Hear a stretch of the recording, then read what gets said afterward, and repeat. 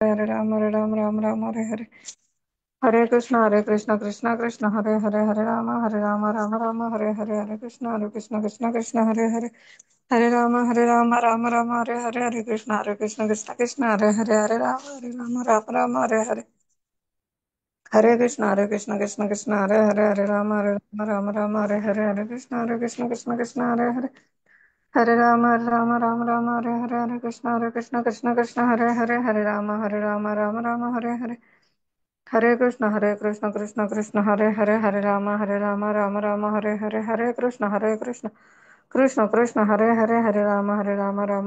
हरे, हरे कृष्ण कृष्ण कृष्ण हरे राम हरे कृष्ण कृष्ण कृष्ण हरे राम हरे कृष्ण कृष्ण कृष्ण हरे राम हरे हरे कृष्ण कृष्ण हरे राम हरे। హరే కృష్ణ అందరికీ ప్రణామములు. ప్రార్థన చేద్దాము. నమ ఓం విష్ణుపాదాయ కృష్ణ ప్రేష్టాయ భూతలే శ్రీమతే లోకనాథ స్వామిన్ ఇతి నామినే.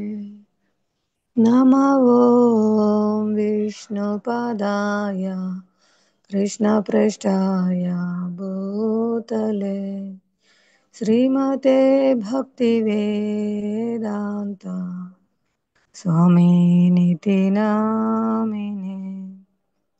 నమస్తే సరస్వతే దేవి గౌరవాణి ప్రచారిణే నిర్విశేష శూన్యవాది పశ్చాత్యాదిశతారిణే.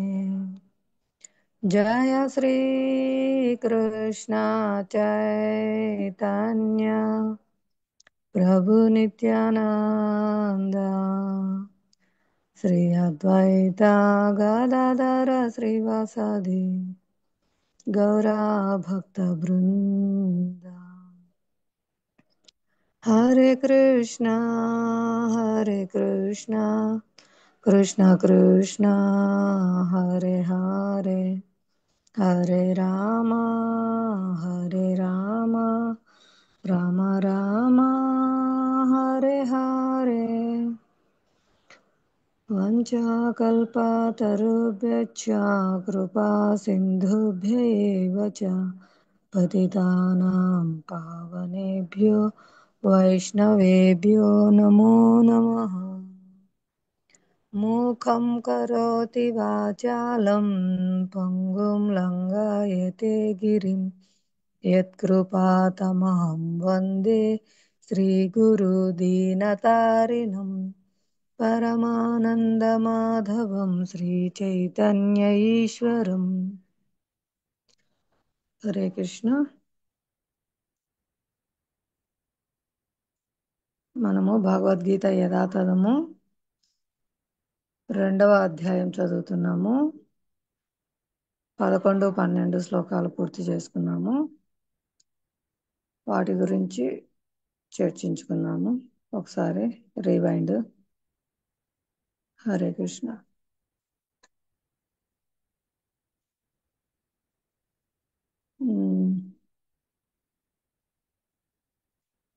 11వ శ్లోకంలో కృష్ణుడు గురుస్థానం స్వీకరించి మందలిస్తున్నారన్నమాట అర్జునుని. ఎప్పుడైతే గురు శిష్యుల మధ్య సంభాషణ గంభీరంగా ఉంటుంది, ఇంకా స్నేహితునిలాగా హాస్య ధోరణి కానీ ఆ యొక్క స్నేహ రసంలో ఉండే మాటలు కాకుండా, ఇక నేను నిన్ను గురువుగా స్వీకరిస్తున్నాను, నేను నీ శిష్యుడిని, నాకేది మంచిదో తెలియజేయని అర్జునుడు అడుగుతున్నారు. కాబట్టి అక్కడ కృష్ణుడు గురుస్థానం స్వీకరించి గంభీరంగా పలుకుతున్నారు. అర్జునుడిని మందలిస్తున్నారనమాట.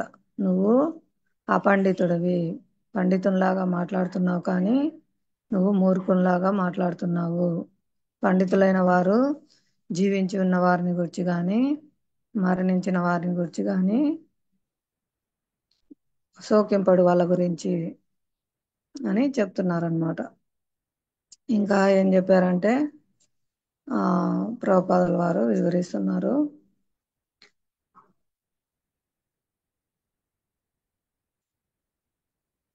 ఈ పుస్తక జ్ఞానము, పాండిత్యము, ఉన్నత పదవులు వంటివి జీవిత సమస్యలను పరిష్కరించడంలో వ్యర్థమవుతాయి. ఏమిటి జీవిత సమస్యలు? జన్మ, మృత్యు, జరా, వ్యాధులు. వీటి నుంచి బయటపడడానికి ఆ నిజమైన సమస్యలని గుర్తించి మనం గురువుని ఆశ్రయించాలి. ఆయన ఎవరు? శ్రీకృష్ణ భగవాన్ నుంచి వచ్చిన ప్రామాణిక పరంపరలోని వ్యక్తి మాత్రమే.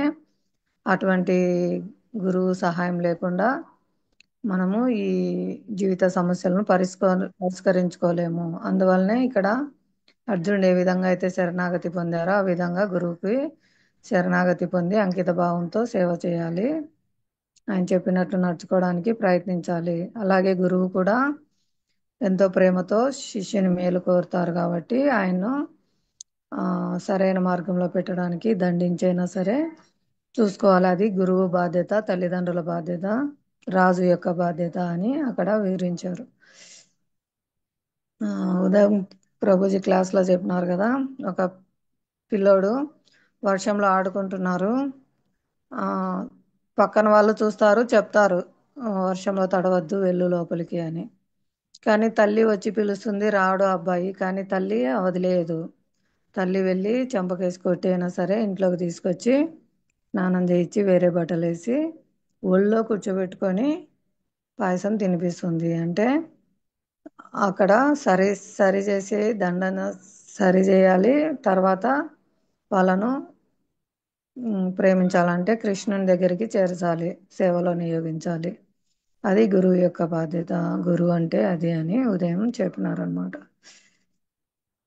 ఇంకా అతను ఆ 100% కృష్ణ భక్తి భావనాయుతుడై ఉంటాడు. జీవిత సమస్యలను పరిష్కరించగలుగుతాడు.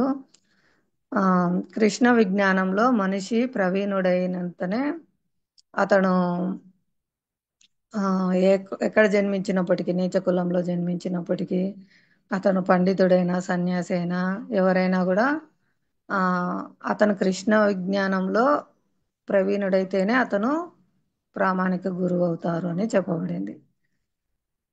ఇంకా మళ్ళీ అది చైతన్య చరితామృతంలో చెప్పబడింది. ఇంకా పద్మ పురాణంలో కూడా వేద జ్ఞానంలోని అన్ని అంగాలలో ప్రవీణుడైనట్టి పండితుడైన బ్రాహ్మణుడైన వైష్ణవుడు కానిదే, కృష్ణ భక్తి విజ్ఞానంలో నిష్ణాతుడు కానిదే గురువు కావడానికి అనర్హుడు.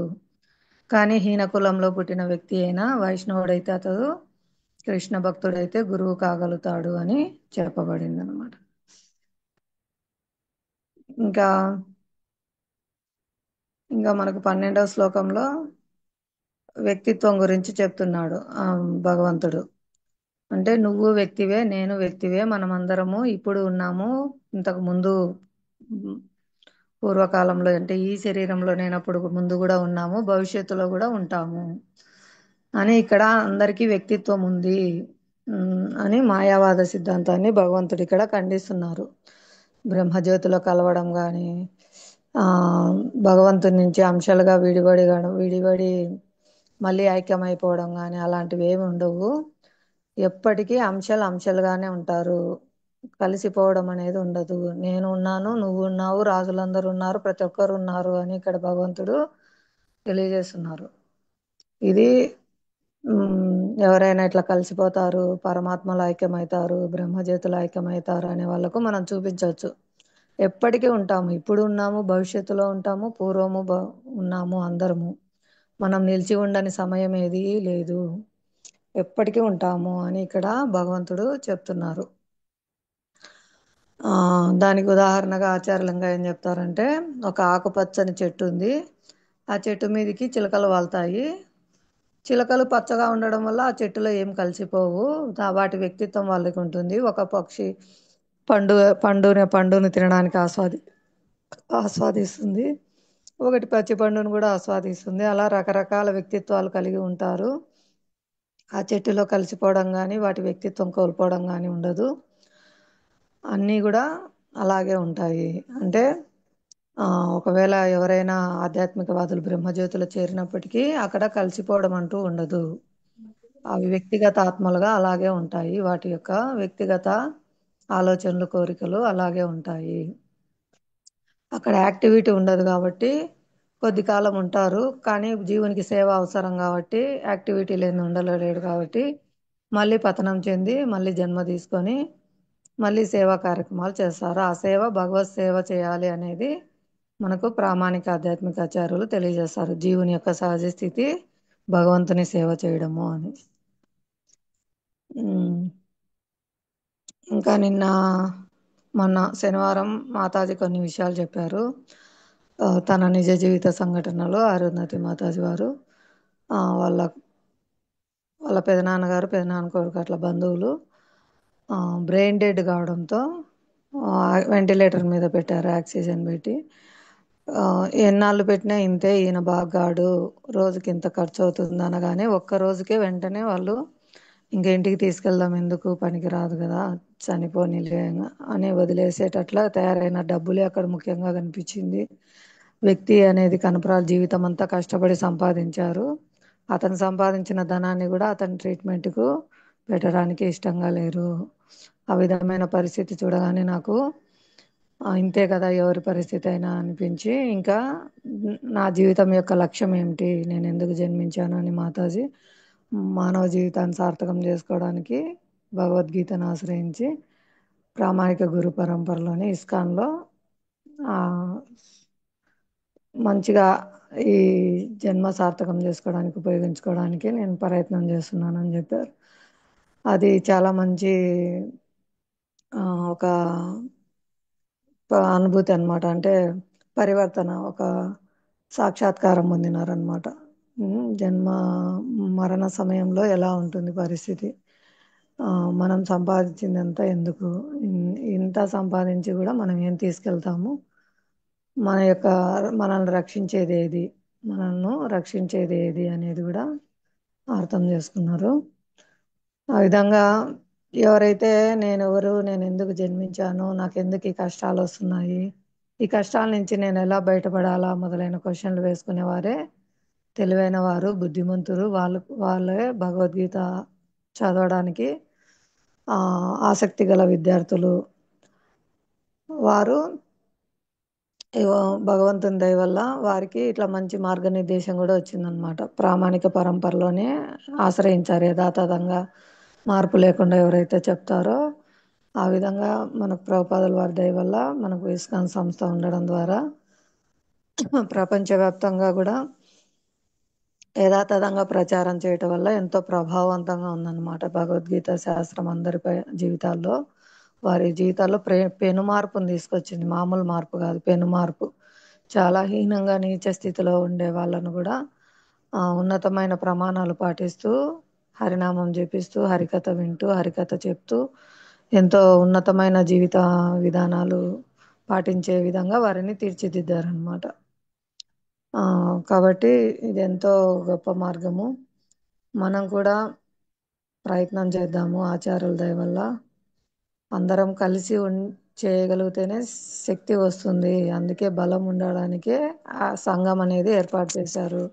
ఈ విధంగా భక్తుల సాంగత్యంలో మాత్రమే మనము పురోగతి పొందుతాము. కాబట్టి వీలైనంత వరకు ప్రత్యక్షంగా భక్తుల సాంగత్యం పొందడానికి కూడా ప్రయత్నించండి. గౌర పూర్ణిమ వస్తుంది, మార్చి 14. శ్రీ నితాయ్ గౌర్ సుందర్ దర్శన భాగ్యం పొందండి. ఉజ్జయిని నుంచి పరమ పూజ్య శ్రీ భక్తి ప్రేమ స్వామి మహారాజ్ వారు వస్తున్నారు ఇస్కాన్ ప్రొద్దుటూరుకి. 3 రోజులు ప్రవచనాలు వినొచ్చు మీరు. అలా గొప్ప భక్తుల ద్వారా మనం శ్రవణం చేయడం ద్వారా వారి హృదయంలోని కృష్ణ ప్రేమ భక్తి మన హృదయాల్లో జాగృతమవుతుందన్నమాట. కాబట్టి అందరూ ప్రయత్నించండి ఇస్కాన్ ప్రొద్దుటూరు రావడానికి. మహామహోత్సవం బాగా చేస్తారు. 30,000 మంది ప్రజలపైనే వచ్చి అక్కడ దర్శనం చేసుకొని అభిషేకం అన్ని చూసుకొని మహాప్రసాదం స్వీకరించి వెళ్తారు. లాస్ట్ టైం కూడా 35,000 అనుకుంటే 40,000 దాకా కూడా వచ్చారు మన కృష్ణ జన్మాష్టమికి.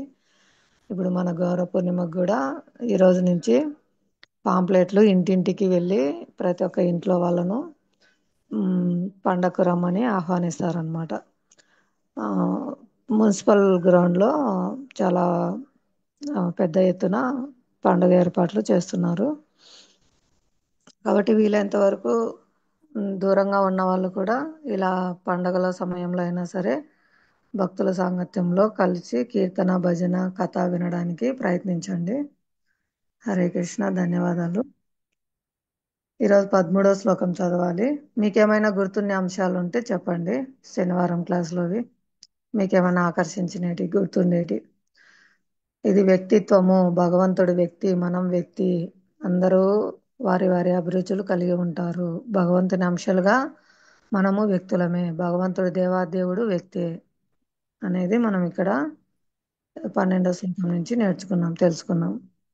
చాలా మంది ఆధ్యాత్మికవాదులు ఉంటారు కదా, బ్రహ్మజ్యోతిలో కలవాలనుకునే వాళ్ళు, పరమాత్మలో కలవాలనుకునే వాళ్ళు, అంతవరకు మాత్రమే వాళ్ళ జ్ఞానం ఉంటుంది. దాన్ని దాటి వెళ్తే స్వయం భగవాన్ ఉన్నారు, ఆయన వ్యక్తి అని మనకు ఆ శ్లోకంలో భగవంతుడు తెలియజేస్తున్నారు. ఎప్పటికీ మనం నిలిచి ఉంటాము అని. హరే కృష్ణ. మీకు అర్థమైంది కానీ మీరు విన్నది కానీ చెప్పండి.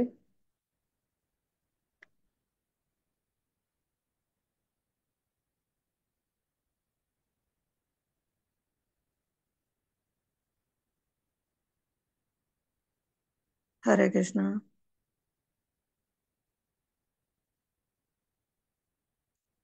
13వ శ్లోకమైనా చదవండి, భావం భాష్యంతో కలిపి.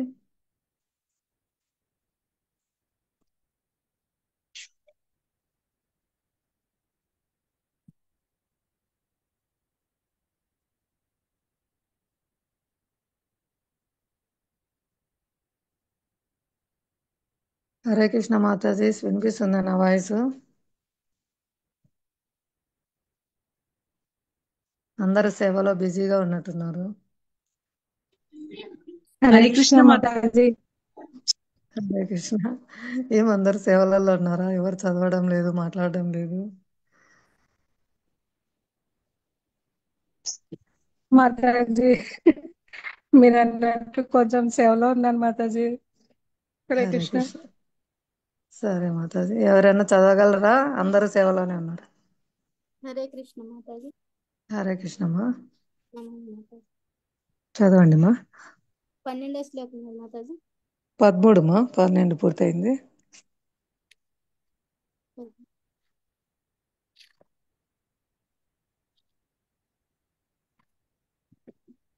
దేహినోస్మిన్ యదా దేహే కౌమారం యౌవనం జరా తదా దేహాంతర ప్రాప్తిర్దీవ ధీర సత్ర నముహ్యతి. దేహదారి నిరంతరముగా ఈ దేహమునందు బాల్యము నుండి యవ్వనమును, యవ్వనము నుండి వృద్ధాప్యమును క్రమముగా పొందుచుండునట్లు జీవాత్మ కూడా మరణ సమయమున మరొక దేహమును పొందును. అట్టి మార్పుచే ధీరుడెప్పుడును మోహము నొందడు. భాష్యము. ప్రతి జీవుడును వ్యక్తిగత ఆత్మ అయినందున ఒకప్పుడు బాలునిగను, ఒకప్పుడు యువకునిగను, మరి ఒకప్పుడు వృద్ధినిగను వ్యక్తమగుచు ప్రతి క్షణము తన దేహమును మార్చుచుండును. అయినను ఆత్మ మాత్రము అక్కడే నిలిచియుండి ఎట్టి మార్పును పొందదు. ఈ జీవాత్మ చివరికి మరణ సమయమున దేహమును మార్చి మరొక దేహమునకు పరిమాణము చెందుచుండును. తదుపరి జన్మలో భౌతికమైన లేదా ఆధ్యాత్మికమైన మరొక దేహమును పొందుట నిశ్చయమగుటచే అర్జునుడు తనకెంతో పాత్రులైనట్టి భీష్మద్రోణుల మరణ సమయమున చింతింపనవసరము లేదు. అంతేకాకుండా వారు తమ పాత దేహములను విడిచి నూతన దేహములను పొందుట ద్వారా నూతన శక్తిని పొందగలరని అతడు సంతోషింపవలెను. జీవితమున మానవుని కర్మననుసరించి వివిధములైన సుఖముల కొరకు లేదా దుఃఖముల కొరకు అట్టి దేహ మార్పులు కలుగుచుండును. భీష్ముడు మరియు ద్రోణుడు ఇరువురును పుణ్యాత్ములైనందున తదుపరి జన్మమున తప్పక ఆధ్యాత్మిక దేహములను పొందనున్నారు, లేదా కనీసము ఉన్నత సుఖముల కొరకై స్వర్గవాసులగుదురు. కనుకనే పై రెండింటిలో ఏ విధముగా జరిగినను చింతించుటకు కారణమేదియునూ లేదు. హరే కృష్ణ మాతాజీ. చదవాలా ఇంకా? 3 లైన్లు చదివి చెప్పండి మా. జీవాత్మ, పరమాత్మ మరియు భౌతిక ఆధ్యాత్మిక ప్రకృతులకు సంబంధించిన జ్ఞానమును పరిపూర్ణముగా కలిగియుండువాడు ధీరుడనబడును. అట్టివాడు దేహముల మార్పుచే ఎన్నడును మోహమునందడు. హరే కృష్ణ మాతాజీ. హరే కృష్ణ. వివరించండి, ప్రయత్నించండి, ఏమర్థమైంది మీకు? హరే కృష్ణ మాతాజీ, ప్రయత్నిస్తాను. దేహదారి నిరంతరముగా ఈ దేహమునందు బాల్యం అంటే ఇక్కడ చెప్తున్నారు మాతాజీ, మనం జన్మ పొందిన తర్వాత బాల్యము నుండి యవ్వనము, యవ్వనము నుండి వృద్ధాప్యము, క్రమంగా ఇలా మనము అంటే ఒక బాల్యము, యవ్వనము, వృద్ధాప్యము మనకు వస్తా ఉంటాయి. ఈ జీవాత్మకు మరణ సమయమున మనం దేహము వెళ్తది, కానీ ఈ ఆత్మకు మాత్రం ఈ జీవాత్మకు ఎలాంటి మార్పు ఉండదని చెప్తాను. ఈ ఆత్మ మాత్రం ఎప్పుడు చావదు. ఇది ఎండకు ఎండదు, నీటిలో తడసదు, అలా అని చెప్తారు మాతాజీ. హరే కృష్ణ మాతాజీ. హరే కృష్ణ. హరి బోల్. మీరు కానీ వివరించండి. మనం ఎవరైనా చెప్పొచ్చు, మీరే కాదు. మనం ఎందుకు స్వీకరించడం లేదా ఆ మార్పును? ఇప్పుడు మనం చిన్నపిల్లలు పెద్దోళ్ళు అయితే ఏం బాధపడడం లేదు, పెద్దోళ్ళు ముసలోళ్ళు అవుతారు. ముసలోళ్ళు తర్వాత చనిపోయి శరీరం మార్చాలా? ఈ మార్పు ఖచ్చితంగా జరుగుతుంది. ఆత్మకు చావు లేదు అంటున్నారు, శరీరమే మార్చేది అంటున్నారు. కానీ మనం ఎందుకు బాధపడతాం? హరే మనకు కృష్ణ మాతాజీ, దండవత్ ప్రణామాలు. కృష్ణ ధన్యవాద ప్రణామాలు. ఇది శాశ్వతము, ఇది నా దేహము అనే భావనలో ఉంటున్నాం కాబట్టి ఈ శరీరం మార్పు చెందదు అని ఒక గట్టి నమ్మకంతో ఉన్నాము. కానీ చెప్తారు ప్రభు, కాలం అనేది ఒక్కొక్కటి హరించి వేస్తుంది. మనం తలకు రంగేసుకున్నంత మాత్రాన, ముఖానికి పార్లర్కి పోయి ముడతలు తీసినంత మాత్రాన మనమేమి యవ్వనంగా తయారుగాము. ఒకానొక రోజు మృత్యు అనేది లాక్కుంటది అనేసి ప్రభు చెప్తారు మాతాజీ. హరే కృష్ణ. హరే కృష్ణ. మనం ఈ దేహాలమే అని భావించడం వల్ల ఈ దేహం మార్పును ఇష్టపడడం లేదు. కానీ మనం ఈ దేహం కాదు, ఆత్మ అనేది శ్రవణం చేస్తా, కీర్తన చేస్తా, జపం చేస్తా అలా ఉంటే ఒకనాటికి మనము దేహాత్మ భావం నుంచి క్రమక్రమంగా బయటపడతా వస్తాము. మరణ సమయమందు చక్కగా హరినామం చేస్తూ నేను భగవద్ధామం వెళ్తున్నాను అంటే నెక్స్ట్ వెళ్ళే ప్లేస్ తెలియదు కదా ఇప్పుడు అందరికీ. అందువల్ల ఈ సౌకర్యవంతమైన జీవితాన్ని వదలడానికి ఇష్టపడరు అనమాట. కానీ నెక్స్ట్ మనకు భక్తులకు తెలుస్తుంది, నెక్స్ట్ మనకు భగవద్ధామం వెళ్ళడమే, భగవంతుడు తన దగ్గరికి తీసుకుంటారు. కాబట్టి వీళ్ళు ఆనందంగా వదిలిపెడతారనమాట. దానికి ఉదాహరణ ఆచార్యులు ఏం చెప్తారంటే, ఇప్పుడు ఎవరైనా బాడిగింట్లో ఉంటారు, సడన్గా ఇంటి ఓనర్స్ ఖాళీ చేయమంటారు. కానీ వాళ్ళకి టైం ఇస్తారు కదా, 1 month 2 months, మీరు ఇంకో ఇల్లు వెతుక్కోండి అని. అలా వెతుక్కోకుండా ఖాళీ చేయమంటే వాళ్ళకి టెన్షనే కదా, సడన్గా ఎక్కడికి వెళ్తాం మనము అని. అదేవిధంగా జీవాత్మ నేను ఎక్కడికి వెళ్తాను, నాకు నెక్స్ట్ ఇల్లు ఉంది అని అంటే, నాకు నెక్స్ట్ శరీరం ఖచ్చితంగా ఈ విధంగా వస్తుంది అనే ధైర్యం ఉండేవాళ్ళు దీన్ని తేలిగ్గా వదిలిపెడతారనమాట. పనికిరానిది ముసలి దేహం అయింది, ఈ దేహం నాకు కష్టాలు ఇస్తుంది, నాకు ఉన్నతమైన మంచి ఇల్లు వస్తుంది అంటే మంచి దేహం వస్తుంది, భగవంతుడు శాశ్వతమైన దేహాన్ని ఇస్తారు అని భక్తులు చాలా ఈజీగా వదిలిపెడతారనమాట ఈ దేహాన్ని, భగవన్నామ స్మరణ చేస్తూ భగవంతుని తలుచుకుంటూ. అదే అభక్తులైన వారు నెక్స్ట్ ఎక్కడికి వెళ్ళేది ఇల్లు తెలియనప్పుడు ఇల్లు ఖాళీ చేయమంటే వెంటనే టెన్షన్ పడతారు. అదే నీకు ప్రతి పలానా చోట మంచి ఇల్లు ఉంది, డూప్లెక్స్ ఉంది, అక్కడికి వెళ్ళండి, ఇక్కడి నుంచి వదిలేసి ఇంట్లో అని చెప్తే ఈ పాత ఇల్లు వదిలేసి ఆనందంగా వాళ్ళు కొత్త ఇంటికి వెళ్తారనమాట.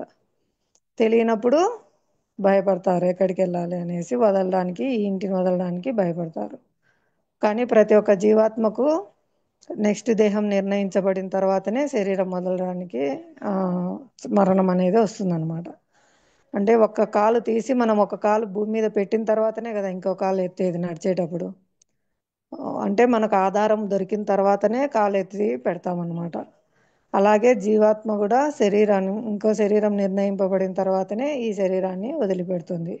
ప్రకృతి మనకు అటువంటి ఏర్పాటు భగవంతుడి ప్రకృతి ద్వారా చేశారనమాట. వాళ్ళ కర్మానుసారము వాళ్ళకు నెక్స్ట్ గతి నిర్ణయింపబడిన తర్వాతనే ఈ శరీరాన్ని వదిలిపెడతారు.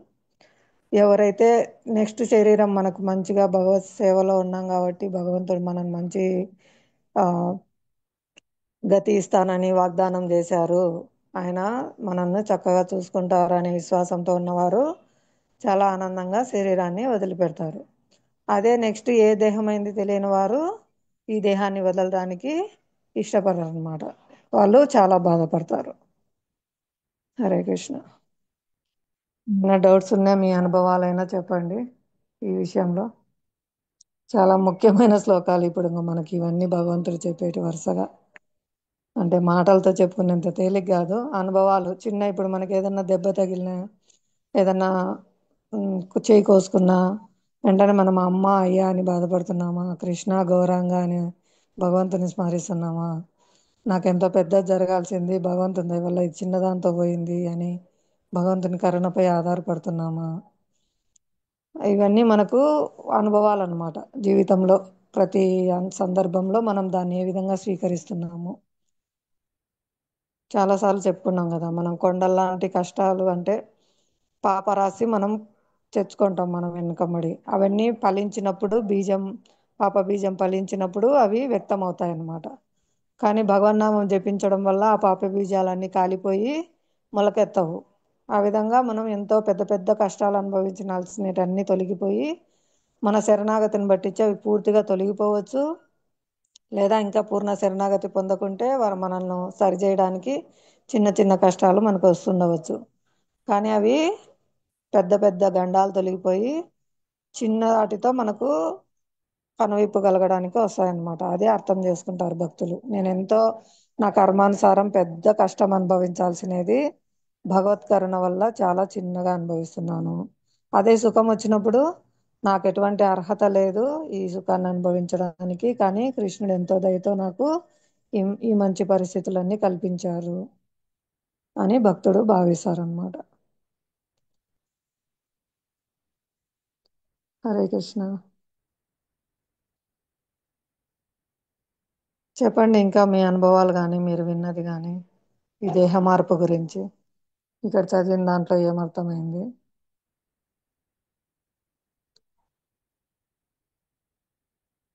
హరే కృష్ణ మాతాజీ. హరే కృష్ణమ్మ. పాత చొక్కా వదిలి అదే మనం ఈ బాడీ శరీరం పైన వేసుకుంటాం కదా, కొత్త దాన్ని ధరించినట్టు అని చెప్తారు కదా మాతాజీ ఇక్కడ కూడా. ఉమ్. చెప్పండి అమ్మా. కొత్త అదే పాత చొక్కాను మనం ధరించింటాం కదా శరీరం మీద, అది వదిలేసి కొత్త దాన్ని ధరించినట్టు అని చెప్తారు కదా మాతాజీ ఇక్కడ కూడా. దీన్ని కూడా ఉపయోగిస్తారు అదే కదా. అప్పుడు సంతోషపడతాం కదా మనం కొత్త బట్టలు వేసుకునేటప్పుడు. పాత బట్టలు వదిలేస్తున్నామని ఎవరు బాధపడరు. ఇంకా కొత్త కొత్త డ్రెస్ వేస్తున్నందుకు పిల్లలు ఎగురుతూ ఉంటారు, అదే నాకు ఈరోజు కొత్త డ్రెస్, కొత్త డ్రెస్ అని. కానీ అలానే మనం ఈ శరీరం కూడా పోయి మళ్ళా మనకు కొత్తదై ఆ, ఒకదాని ఇంకొక. ఇంకోటి కొత్త శరీరం వస్తుంది. కానీ అది తెలియని వారు ఏడుస్తారు, మోహం నందుతారు. అది తెలిసిన వారు ఎన్నడూ మోహం నందడు అని చెప్తున్నారు. అలాంటి మాతాజీ చిన్న చిన్న అనుభవాలు ఎవరికైనా జరిగింటే చెప్పండి. ఏదైనా ప్రమాదం జరగడం కానీ మీరే ఆ సమయంలో ఎట్లా స్పందించారు, భగవద్గీత మీకు ఏ విధంగా ఆచరణలో ఉపయోగపడింది. నేనైతే చాలా సార్లు చెప్పాను, నాకు కరెంట్ షాక్ కొట్టినది. మళ్ళీ మళ్ళీ చెప్పను అవసరం లేదనుకుంటా, మీకు అందరికీ తెలుసు. మీ అనుభవాలు ఉంటే చెప్పండి, నేను వింటాను, అందరూ వింటారు. చిన్న చిన్నవైనా, మరీ అంత మరణ సమయం దగ్గరికి వచ్చినట్టు లేకపోయినా చిన్న చిన్నవైనా ఏదైనా మన జీవితంలో ఎదురవుతుంటాయి కదా, అప్పుడు మనం ఎలా స్పందిస్తున్నాము అనేది.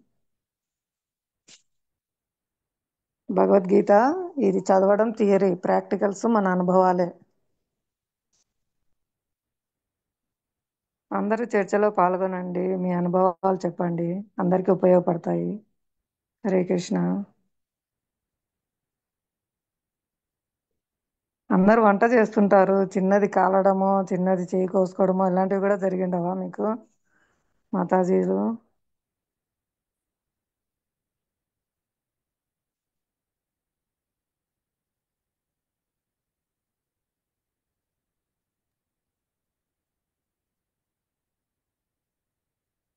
హరే కృష్ణ మాతాజీ, మీ వాయిస్ వినపడడం లేదు, సిగ్నల్ ఉందా? చెప్పండి లక్ష్మీదేవి మాతాజీ. మాతాజీ అది చూసుకోలే మాతాజీ. చెప్పండి మీ అనుభవాలు మాకు. అనుభవాలు మాతాజీ, ఒకటి మాతాజీ, భగవంతుడి గురించి తెలియక ముందు తెలిసిన తర్వాత అయితే కూడా మనసులో చాలా మార్పు వస్తుంది మాతాజీ. ఉన్నారు, చూసుకున్నారు అనేసి ఒక ధైర్యం వస్తుంది మాతాజీ. అది వాయిస్ ఎంత కష్టమైనా కూడా నాకు అనిపించట్లేదు మాతాజీ. ఇప్పుడు వినిపిస్తుంది, చెప్పండి. ఆ, అంటే ఈ భక్తుల సాంగత్యంలో రాక మునుపు వచ్చిన తర్వాత స్వామి గురించి తెలుసుకున్న తర్వాత మనసు ఆటోమేటిక్ గా మార్పు వస్తుంది మాతాజీ. ఉమ్.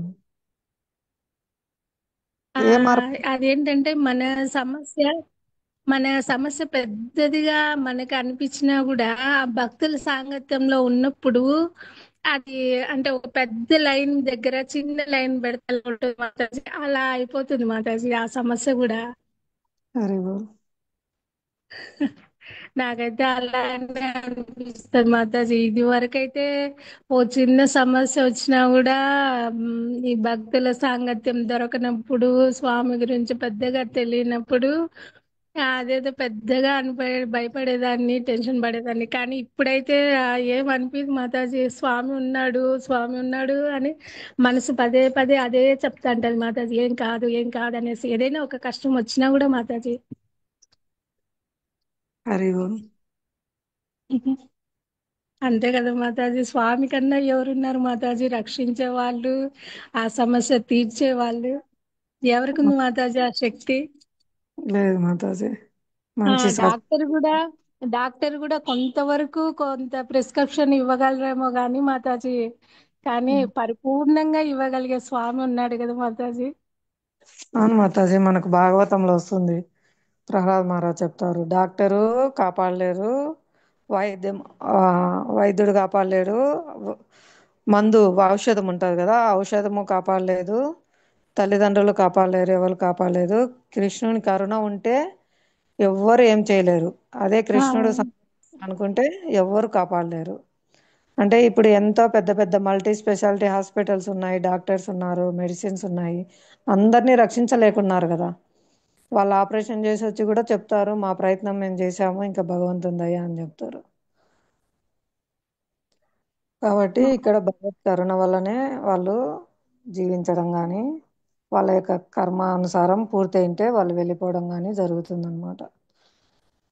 ఇప్పుడు ఈ హరే మాతాజీ కృష్ణ మాతాజీ, ఇంకొకటి కూడా చెప్తారు కదా మాతాజీ, ఆ మాత భగవంతుడు తీసుకోదలిస్తే 10 చేతులతో ఆయన తీసుకుంటే మీరు 2 చేతులతో ఎంతని పట్టుకుంటారు, ఆయన ఇవ్వదలిస్తే 10 చేతులతో ఇస్తే 2 చేతులతో మీరు ఎంత తీసుకుంటారు అని చెప్తారు కదా మాతాజీ.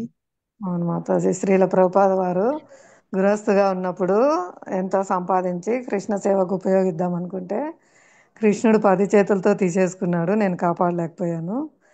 ఇప్పుడు కృష్ణుడు 10 చేతులతో ఇస్తున్నారు, నేను 2 చేతులతో పట్టుకోలేకున్నాను, అంత సంపాదిస్తున్నారు భగవత్ సేవకు.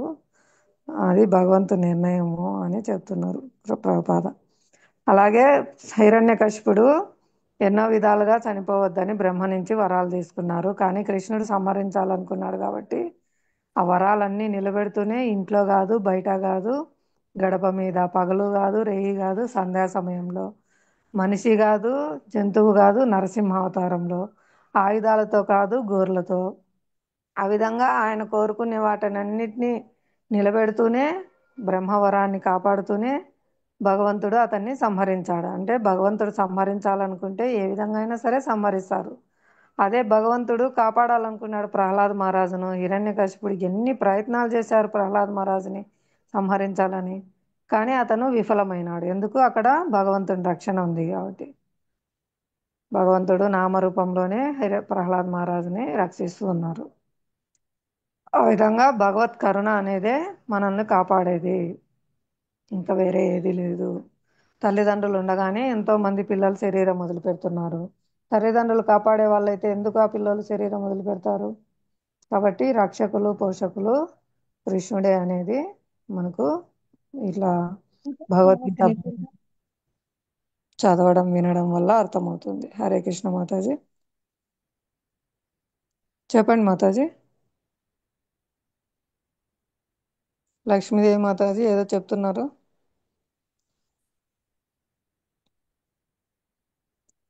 హరే కృష్ణ.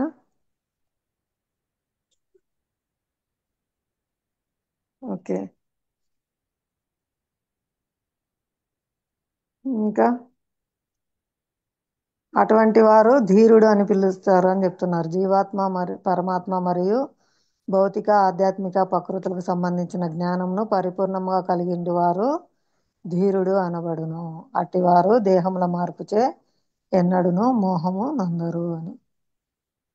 హరి ఓం. నెక్స్ట్ పారాగ్రాఫ్ చదువుతారా? ఆత్మ ముక్కలుగా ఖండించుటకు వీలు లేదనే ప్రతిపాదనను చదవండి.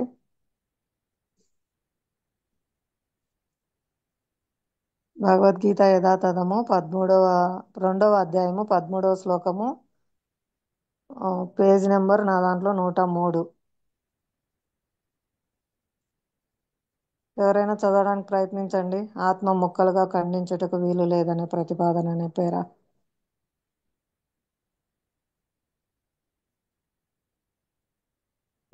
హరే కృష్ణ.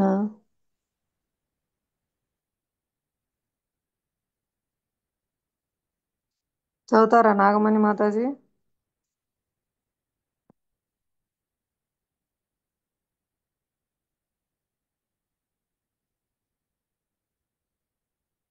జ్యోత్స్నా మాతాజీ, విజయలక్ష్మి మాతాజీ, ఈశ్వరమ్మ మాతాజీ, అరుంధతి మాతాజీ మాతాజీ. నేను చదవనా మాతాజీ?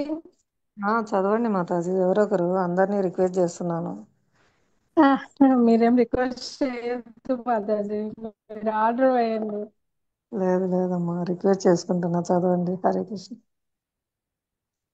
హరే కృష్ణ మాతాజీ. 14 కదా మాతాజీ? 13లో సెకండ్ ఆత్మ ఉమ్. ముక్కలుగా ఖండించుటకు వీలు లేదనే ప్రతిపాదనను. భాష్యమా మాతాజీ? భాష్యంలో అమ్మా. ఓకే మాతాజీ.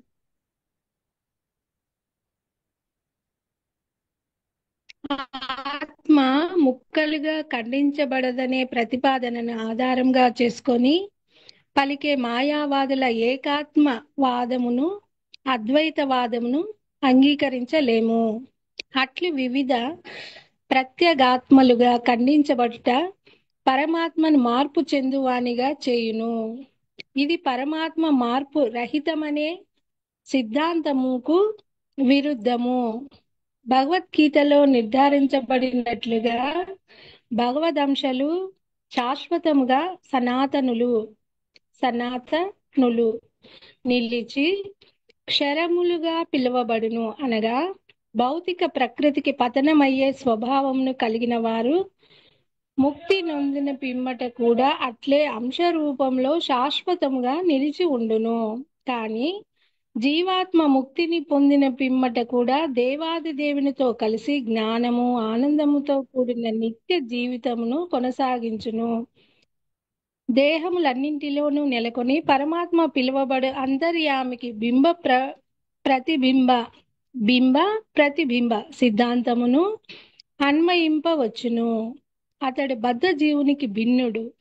ఆకాశము నీటిలో ప్రతిబింబించినప్పుడు ఆ ప్రతిబింబంలో సూర్యుడు, చంద్రుడు, నక్షత్రములు కూడా కనిపించును. నక్షత్రములను జీవులతోనూ, సూర్యునిని లేక చంద్రుని పరమ పురుషునితో పోల్చవచ్చును. ఇక్కడ అర్జునుడు అంశభూతుడైన జీవాత్మకు ప్రాతినిధ్యం వహించును. దేవాది దేవుడైన శ్రీకృష్ణుడు పరమాత్మగా ఉండును. 4వ అధ్యాయపు ఆరంభంలో తెలుపబడినట్లు వారిరువురును సమాన స్థితికి చెందిన వారు కారు. అర్జునుడు కూడా శ్రీకృష్ణునితో సమాన స్థితిలో ఉండినచో శ్రీకృష్ణుడు అర్జునుని కంటే ఉన్నతుడు కాకపోయిన. మాతాజీ హరే కృష్ణ. చదవండి మాతాజీ. అర్జునుడు కూడా శ్రీకృష్ణునితో సమాన స్థితిలో ఉండినచో శ్రీకృష్ణుడు అర్జునుని కంటేను ఉన్నతుడు కాకపోయినచో వారిరువురి నడుమ గల ఉపదేశకుడు మరియు ఉపదేశములను పొందు వాడును. సంబంధము అర్ధరహితమగును. వారిరువురును మాయాశక్తి చేత మోహితులైనచో అందులో ఒకరు గురువు, మరొకరు శిష్యుడయ్యేందుకు అవసరమే ఉండదు. మాయాబంధములలో చిక్కుకొనిన వారెవరునూ ప్రామాణిక ఉపదేశకులుగా ఉండలేరు. అట్టి ఉపదేశము వ్యర్థమగును. కనుక ఇట్టి ప్రస్తుత పరిస్థితులలో మాయామోహితుడు విశ్రుత ఆత్మ అయిన అర్జునుని కంటేను శ్రీకృష్ణ భగవానుడే దేవాది దేవునిగా అత్యున్నత స్థితిలో ఉన్నట్లు అంగీకరించబడిను. హరే కృష్ణ మాతాజీ. హరే కృష్ణమ్మ, మీకు అర్థమైనది వివరించండి. మాతాజీ మీరే చెప్పండి మాతాజీ. ప్రయత్నించండి, అర్థమవుతుంది అంటే మనం ఇంకా ఎవరికైనా చెప్పగలుగుతాం మళ్ళీ. మాతాజీ ఒక్కొక్క లైన్ చదివిన పెద్దగా నాకు అర్థం కాలేదులే మాతాజీ. ఈసారికి చెప్పండి మాతాజీ, నెక్స్ట్ టైం చెప్తాను. అక్కడ పరమాత్మకు మన మామూలు జీవాత్మలకు తేడా చెప్తున్నారు, కొంచెం అర్థమైనది చెప్పండి. కృష్ణునికి మనకు తేడాలు చెప్తున్నారు.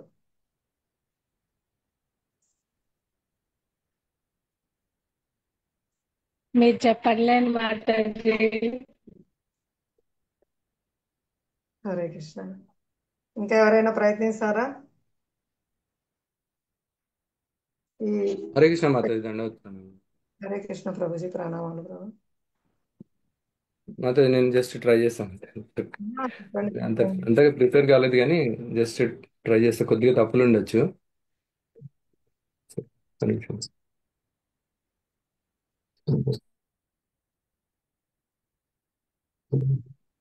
ఓకే మాతాజీ. మాతాజీ ఇది భగవద్గీత యథాతథము 2వ అధ్యాయము గీతాసారము 13వ శ్లోకం. ఇక్కడ భగవంతుడు కృష్ణుడు చెప్తున్నాడు మాతాజీ, అర్జున నీవు నా భక్తుడవు, నా భక్తుడైనటువంటి నీవు అధీరుడులాగా ఉండకూడదు, ధీరుడులాగా ఉండాలి. అంటే ఇక్కడ అధీర అంటే సెంటిమెంటల్ ఫూల్ అని అర్థం మాతాజీ. ధీరుడు అని అంటే పరిపూర్ణమైనటువంటి జ్ఞానం కలిగినట్టు వాడు అని చెప్తున్నారు ఇక్కడ. అయితే దేహము ఆత్మ అనాత్మ మధ్య వ్యత్యాసం ఎరిగినటువంటి వాడు నా భక్తులు ధీరుడులాగా ఉండాలి అని చెప్తున్నాడు ఇక్కడ శ్రీకృష్ణుడు అర్జునుడితో.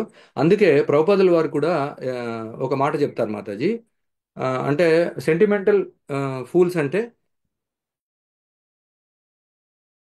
భావోద్వేగ మూర్ఖులు అని చెప్పొచ్చు మాతాజీ. అంటే devotional service is not meant for sentimental fools అని ప్రభుపాదుల వారు చెప్తారనమాట. Devotional service is meant only for ధీరాస్ అన్నారు ప్రభుపాదుల వారు. అంటే ఎందుకు అంటే కృష్ణుడు చెప్పాడు ఈ మాట, ధీరస్తత్రన ముహ్యతి.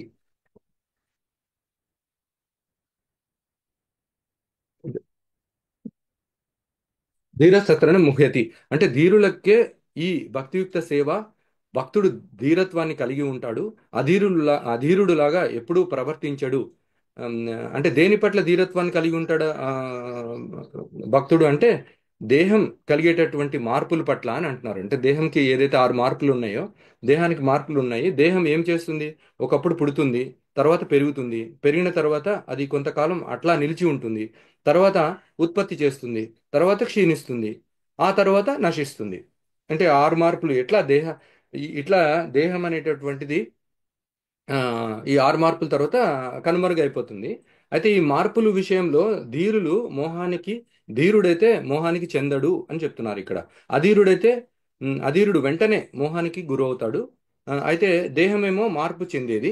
ఇట్లా ఆత్మ ఏంటి, ఆత్మ పెరగదు, తరగదు, ఎప్పుడూ ఒకే విధంగా ఉంటుంది.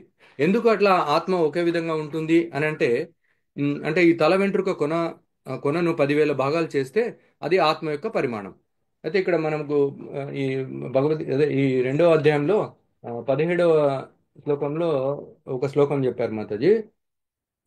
ఇదే శ్వేతాశ్వతరోపనిషత్తు 5.9లో బాలాగ్ర శతభాగస్య శతధా కల్పితస్య చ భాగో జీవః సవిజ్ఞేయ సచానంత్యాః కల్పతే. అంటే ఆత్మ అలానే ఉంటుంది ఎల్లప్పుడూ, దాని యొక్క పరిమాణంలో ఎప్పుడూ మార్పు రాదు. కానీ ఆత్మ ఆశ్రయించినటువంటి శరీరాలు మాత్రము పెరుగుతూ ఉంటాయి, తరుగుతూ ఉంటాయి. దేహంకు మార్పు ఉంది కానీ ఆత్మకు మార్పు లేదు. అది ఇప్పుడు మనం ఎట్లా నేర్చుకున్నాము. తర్వాత అయితే మాయావదుల సిద్ధాంతం ఏమంటే, మాయావదులు ఎలా మాట్లాడతారంటే ఆత్మలు మొట్టమొదట భగవంతుడిలో కలిసి ఉన్నాయి, ఇప్పుడు ఆ భగవంతుడి నుండి వేరైపోయాయి. అందుకే భగవంతుడు కూడా ఉనికి లేకుండా అయిపోయాడు. ఎట్లా అనంటే ఒక ఉదాహరణ చెప్తారు ఇక్కడ.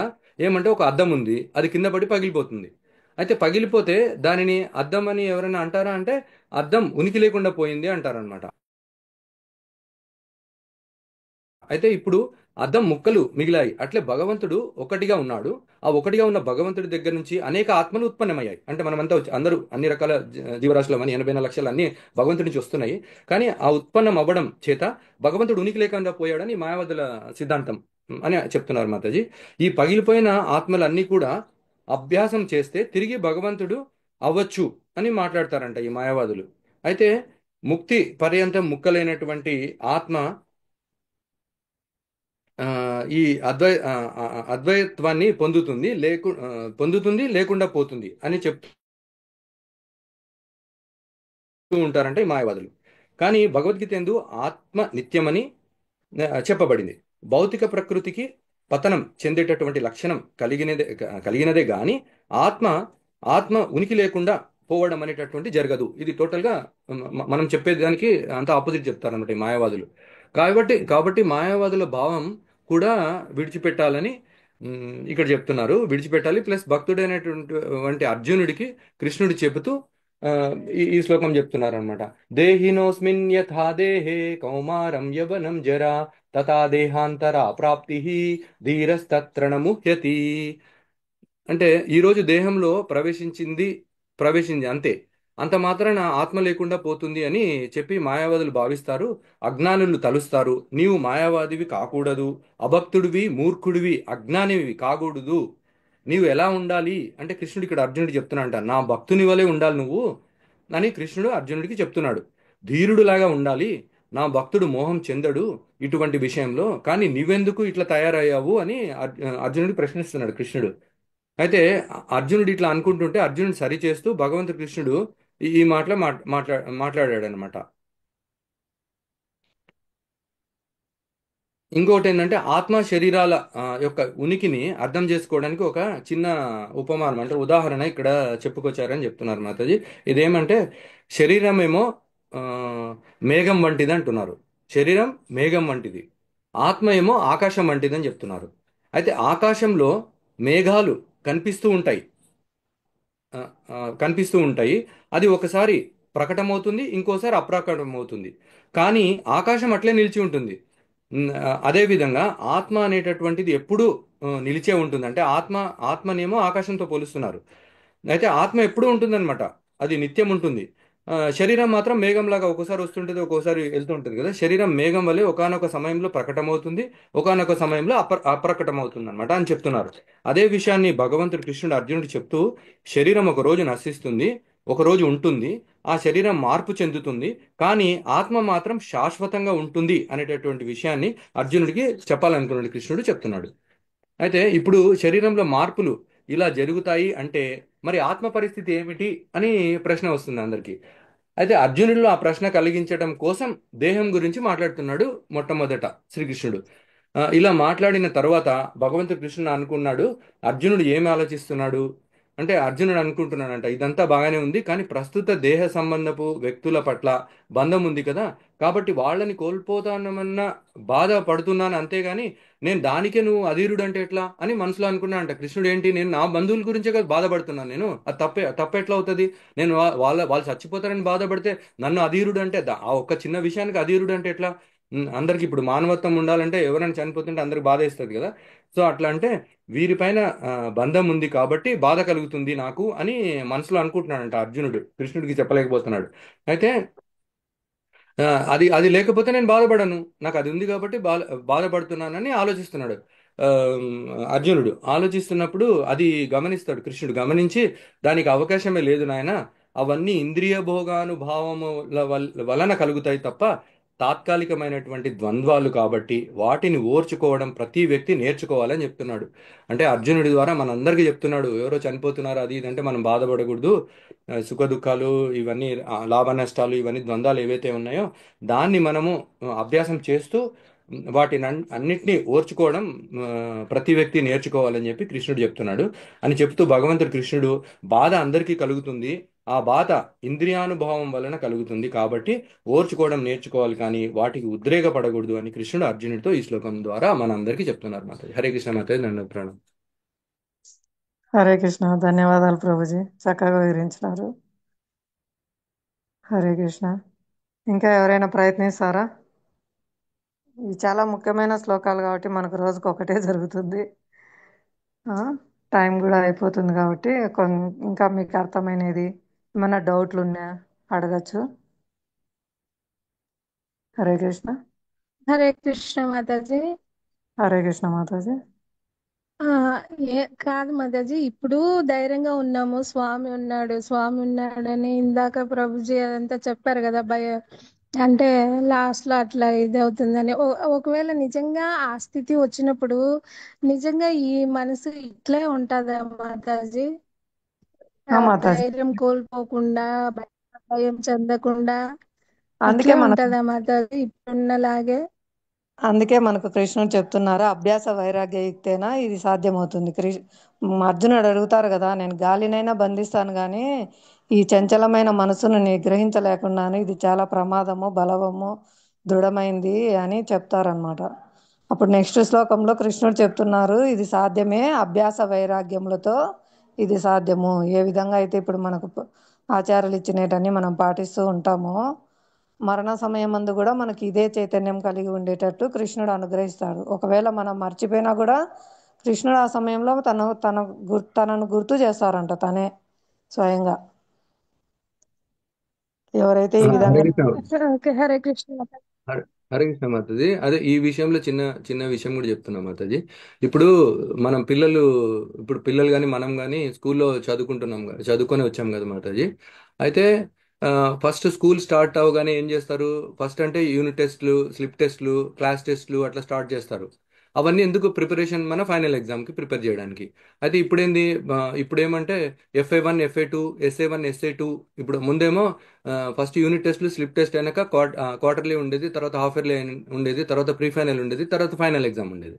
ఇప్పుడేమో SA1 SA2, FA1 FA2 SA1 SA2 తర్వాత ఫైనల్ ఎగ్జామ్ అవుతుంది.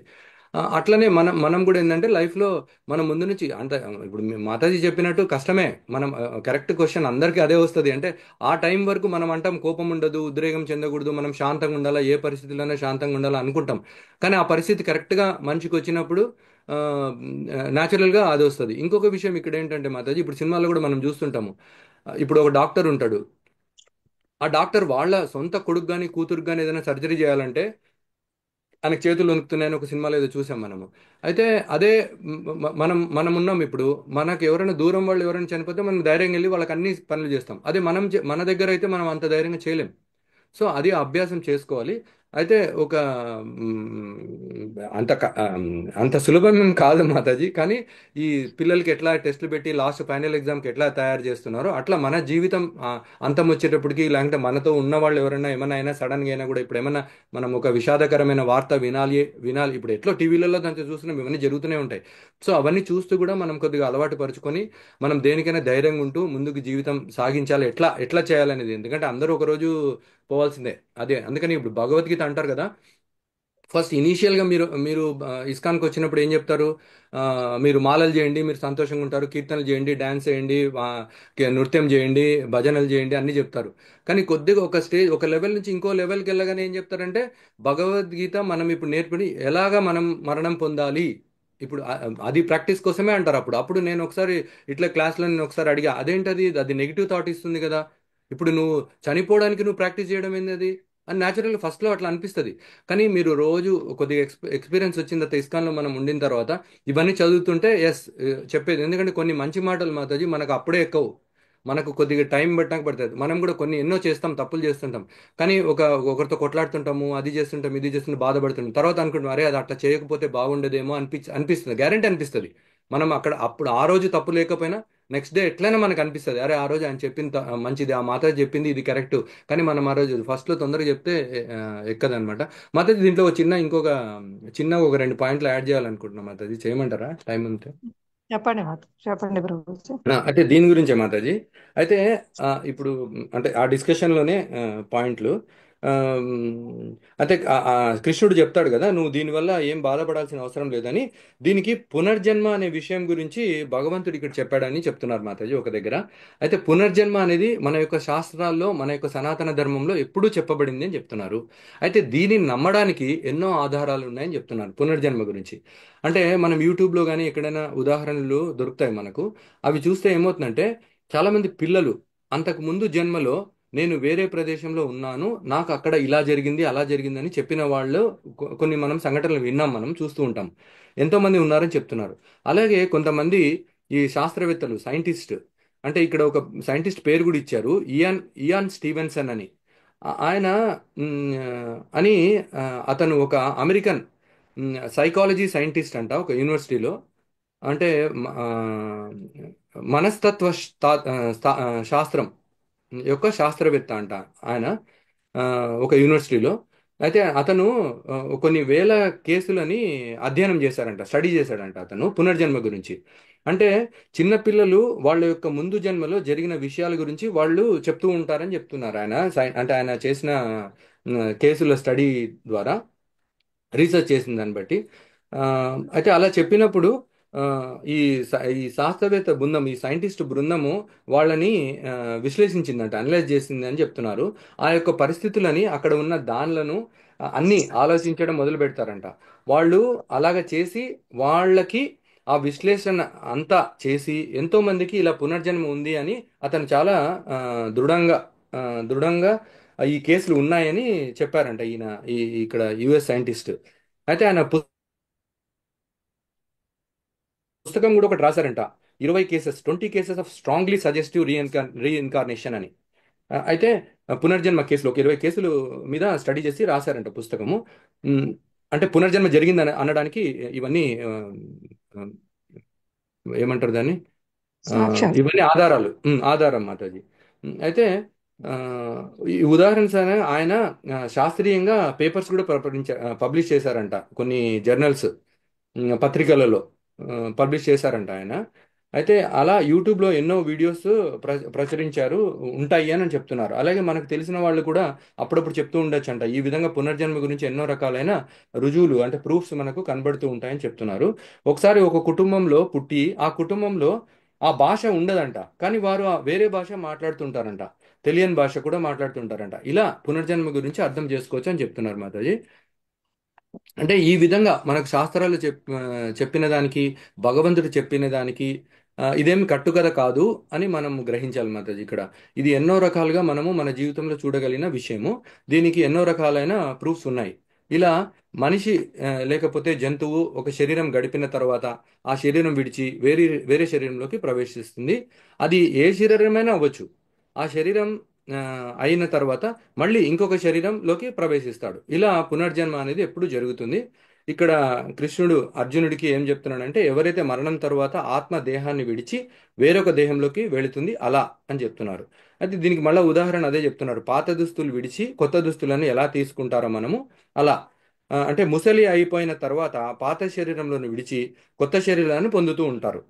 అయితే ఇప్పుడు అర్జునుడు చెప్తున్నాడు, ఇప్పుడు నువ్వు భీష్ముడు ద్రోణుడి గురించి బాధపడుతున్నావు అర్జున.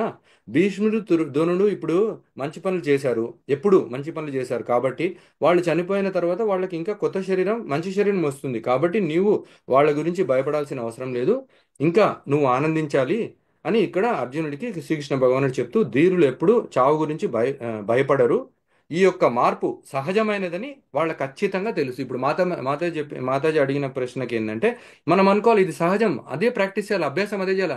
ఇప్పుడు అందరిని చూస్తున్నాం మనం, చిన్నప్పటి నుంచి మన తాతలు ముత్తాతలు అందరూ చనిపోయారు, మనం చూస్తున్నాం, కానీ ఇంకా భయపడుతున్నాం మనం. సో చావు అనేది సహజం అనమాట, అది నార్మల్, మనం రోజు నీళ్ళు తాగినట్టు అనమాట.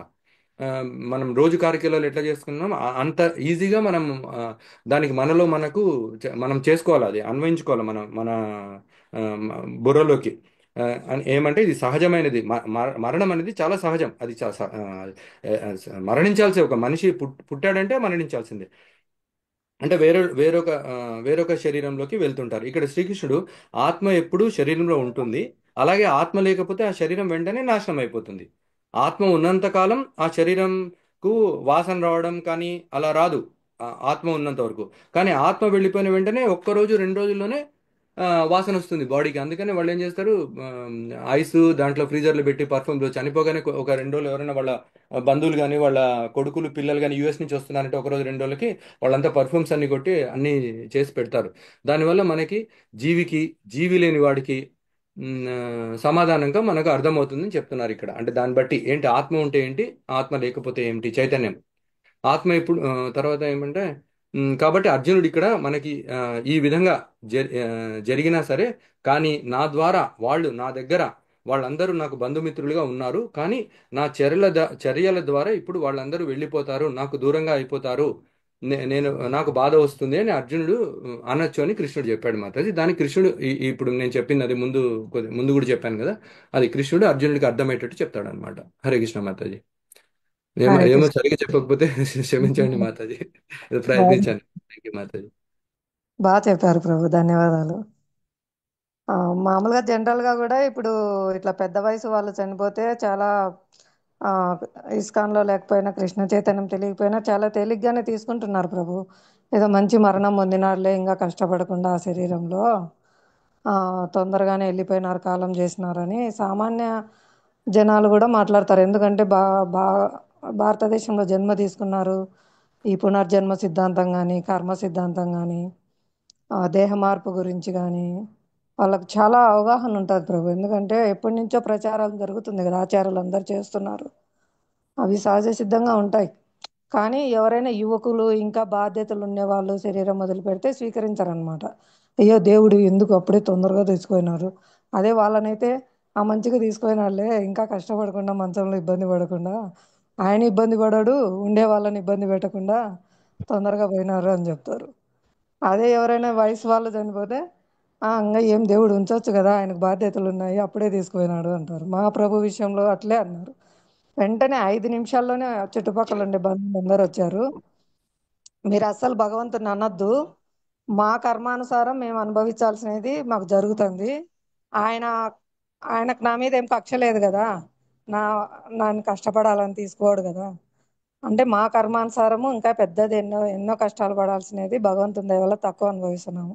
ఈ విధంగా నేను కృష్ణ చైతన్యంలో ఆచారాల ద్వారా విని ఉండడం ద్వారా మీరు భగవంతుని నిందించొద్దు, ఇంత బాగా చేస్తుంది మాకు ఇట్లా జరిగింది అట్లా వెంటనే మాట్లాడతారనమాట. ఉంచొచ్చు కదా తీసుకున్నారని ఎవరైనా అదే అంటారు ప్రభు.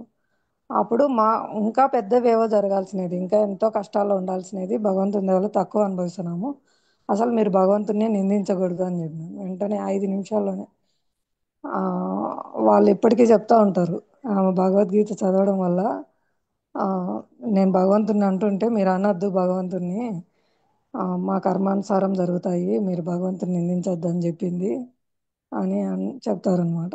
అంటే అట్లా స్వీకరించడానికి ఆ ఆ ఏజ్, పనికిరాని శరీరం, ముసలి శరీరము దాన్ని స్వీకరిస్తారు, కానీ ఇట్లా యంగ్ ఏజ్లో చనిపోయినారు అట్లా దాన్ని స్వీకరించారనమాట. అదే ఇప్పుడు మనం నేర్చుకోవాల్సింది, ఏ సమయంలో వచ్చినా కూడా దాన్ని స్వీకరించడానికి. అట్ ఏ టైం నేను చెప్పినా కదా, కరెంట్ షాక్ కొట్టినప్పుడు కూడా నాకు కూడా 10 సంవత్సరాల నుంచి నేను చదువుతున్నా వింటున్నా ఇంత ప్రాక్టీస్ చేస్తున్నా, కరెంట్ షాక్ పట్టుకోగానే అప్పుడే 3 నెలల కిందటే మా వారి శరీరం వదిలిపెట్టారు, 2 అమ్మాయిలు పెళ్ళిళ్ళు కాలే, నాకు వెంటనే పిల్లలే గుర్తుకొచ్చినారనమాట. నోట్లో అయితే భగవంతుని దయ వల్ల ఆచార్యుల దయ వల్ల అది కరెంట్ పట్టుకోగానే కృష్ణ కృష్ణ అని నామం వస్తుంది. కానీ ఆ థాట్ మాత్రం పిల్లలు ఎలా స్వామి, నువ్వే వాళ్ళని కాపాడాలి అని అప్పగిస్తున్నా స్వామికి. అంటే నేను చూసుకుంటున్నానని ఒక మిథ్యాహంకారం ఉంటుంది అని తర్వాత తర్వాత అనలైజ్ చేసుకుంటే తెలుస్తుంది ఎంత మనం ఆధారపడి ఉన్నాం కృష్ణుని మీద. రక్షించేవాడాయన, పోషించేవాడాయన మాటలతో చెప్తున్నాం, కానీ నేనుండి చూసుకోవాలా అనేది, నేను బాధ్యత నెరవేర్చాలనేది తెలియకుండా ఇన్నర్గా ఉంది నాకు అనేది తర్వాత అర్థమైంది. కానీ ఆచార్యులు మాత్రం నువ్వు అప్పుడైనా కృష్ణుని మీద ఆధారపడినావు కదా, కృష్ణ వాళ్ళని నువ్వే రక్షించాలి అని ఆయనకి అప్పగిస్తున్నావు, అది మంచి విషయమేమో అన్నారు. ఇంకా శ్రీమాన్ మధురేష్ ప్రభుజీ అయితే అజామిలుడు నారాయణ నామం పిలిచాడు, కొడుకు మీద ప్రేమతో పిలిచాడు, భగవంతుని స్మరణ ఏం లేదు, నీకు పిల్లల మీద స్మరణ వచ్చినా కూడా నామం అయితే కృష్ణనామం వస్తుంది కాబట్టి నీకు అదే విష్ణుదూతలు భగవంతుని కరుణ భగవంతుని రక్షణలోనే ఉన్నట్టే, నీకోసం విష్ణుదూతలు వచ్చి నిన్ను కాపాడినారు అప్పుడు కూడా అని చెప్తున్నారు. అంటే ఫస్ట్ థాట్ ఎలా ఉంటుంది మనం ఎదుర్కొనే విషయాల్లో, మన ఆలోచన ధోరణి ఇంకా వెళ్ళిపోతున్నాను నా పరిస్థితి అనే ఆ సమయంలో మనకు ఏం థాట్స్ వస్తున్నాయి అనేది ఇవి కొన్ని కొన్ని ఎక్స్పీరియన్స్ అన్నమాట. అదే నేను అనుకున్నాను, ఒకవేళ నాకు ఆ బాధ్యతలు లేకుండా మా ప్రభు ఉండి కానీ ఏదైనా ఉండింటే నేను వెళ్ళిపోతున్నాను కృష్ణనామ స్మరణతో అని వెంటనే వచ్చేదేమో థాటు. ఆయన కూడా లేరు, నేను కూడా వెళ్ళిపోతున్నాను, ఇద్దరు అమ్మాయిలు పెళ్ళిళ్ళు కాలే, వాళ్ళ బాధ్యతలు ఉన్నాయి, వాళ్ళను నువ్వు రక్షించు స్వామి అని అట్లా వెంటనే నాకు ఫస్ట్ థాటే పిల్లలు ఎట్లా ఇంక వాళ్ళను నువ్వు రక్షించు స్వామి అని వచ్చింది పట్టుకుంటాని. కానీ నోట్లో అయితే కృష్ణనామమే వస్తుంది, కృష్ణ కృష్ణ కృష్ణ అని వస్తుంది థాట్. నేను ఇది లోపల ఆలోచనలు ఎట్లున్నాయని తర్వాత కొద్దిసేపటికి ఇంక నేను విదిలించుకోవడానికి ప్రయత్నించినా అది వదలలేదు. ఇంకా నన్ను తీసుకెళ్ళిపోతుంది. అయితే నన్ను నామంతో తీసుకెళ్తున్నాడు భగవంతుడు, నా నోట్లో కృష్ణ నామం వస్తుంది అని సంతోషపడినా అనమాట. కృష్ణ నామంతో నేను శరీరం వదిలిపెడుతున్నా అని. ఇంక అప్పుడు ఏ ఆలోచన లేదు, కృష్ణ నామంతో నేను శరీరం వదిలిపెడుతున్నా అని సంతోషపడి ఎప్పుడైతే విదిలించుకోవడం అన్నీ ఆపేశానో అదే వదిలిపెట్టింది. అది ప్రభు నాకు జరిగిన ఎక్స్పీరియన్స్. అట్లా ప్రతి ఒక్కరికి జరుగుతాయి, చిన్న చిన్నవైనా సరే. మనం అప్పుడు ఎట్లా స్పందిస్తున్నాము, ఏ విధంగా మన థాట్ ఆలోచన మార్పు వస్తుంది అంటే మనం ఎట్లా ఆధారపడుతున్నాం భగవంతుని మీద. ప్రతి ఒక్కరికి ఎక్స్పీరియన్స్ వస్తుంది. అదే కృష్ణుడు చెప్పేది, అభ్యాస వైరాగ్య యుక్తేనా. మీకు కాలక్రమంలో అభ్యాసం చేస్తూ ఉంటే వైరాగ్యం, ఈ రెండు చెప్పారు, వైరాగ్యం ప్రదర్శించాలి, ఆ ఆ అభ్యాసం చేయాలి. ఏంటంటే కృష్ణుడే శాశ్వతమైంది, భౌతికమైనది తాత్కాలికం అనేది, ఆ వైరాగ్యం అనేది కూడా కాలక్రమంలో వస్తుందన్నమాట ఆచార్యుల కృప వల్ల. హరే కృష్ణ. హరే కృష్ణ. ధన్యవాదాలు. సమయం అయింది, మీరు ఏదైనా చెప్పాలనుకున్నా, మీ డౌట్లు ఉన్నా అడగండి. హరే కృష్ణ.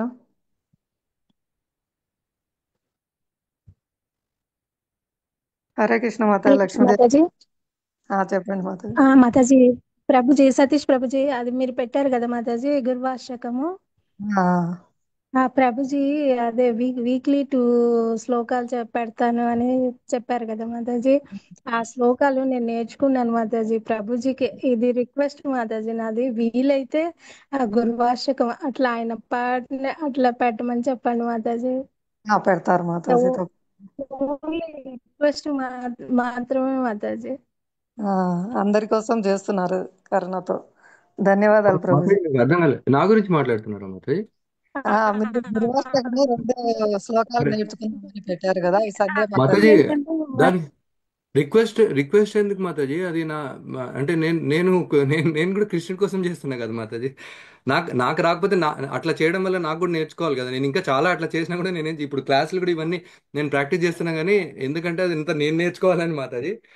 దాంట్లో నా సెల్ఫిష్నెస్ కూడా ఉంది. అదే రిక్వెస్ట్ అనొద్దండి మాతాజీ, ప్లీజ్ దయచేసి. మీరు ఆర్డర్ ఇవ్వచ్చు నాకు, ఇది అయ్యో, చేయండి అని చెప్పి. లేదు ప్రభుజీ, మీకు ఏమైనా వర్క్ ఉంటుంది కదా ప్రభుజీ. లేదు మాతాజీ, నేను అంటే 24 అవర్స్ ఉన్నా కొద్దిగా ఏదో చిన్న చిన్న డిస్టర్బెన్సెస్ వస్తుంటాయి.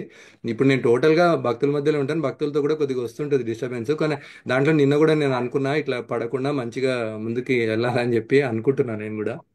సో నేను కూడా ప్రయత్నిస్తున్నా మాతాజీ. ఇప్పుడు మీరు అన్నట్టు మీకు ఒక్కరికి కాదు, అందరికి ఉన్నాయి మాతాజీ. అందరికీ ఈ సమస్య మనం అనుకుంటాం కానీ ఎంత పెద్ద అంటే ఇంకా టోటల్గా ఇంకా అంటే ఏమి ముక్తాత్మలు అంటారు చూడండి, అట్లా తయారైన వాళ్ళకి ఏమైనా రాకపోవచ్చేమో కానీ అందరికీ మీ మీ సందేహాలు అందరికి వస్తాయి. కాకపోతే కొందరు బయటపడతారు, కొందరు బయటపడరు మాతాజీ. అందరికి ఆ భయం కానీ ఒక రకమైన డౌట్ అట్లా అందరి మనసులో ఉంటుంది. కానీ మీరు రిక్వెస్ట్ అని చెప్పొద్దండి మాతాజీ. మీరు నాకు సేవకి మీరు అడిగి చేస్తే ఏమవుతుందంటే దానివల్ల నేను ఆ, నేను ఆ, అంటే నేను కృష్ణ చైతన్యంలోకి ముందుకెళ్తాను అనమాట. అట్లా ఆ రకంగా అట్లీస్ట్ ఒకరి కోసమన్నా నేను ప్రాక్టీస్ చేయడానికి ట్రై చేస్తాను కదా. దానివల్ల ఆ, నాకు మేలు జరుగుతుంది Mataji. Thank you Mataji. Hare Krishna. Hare Krishna. Thank you.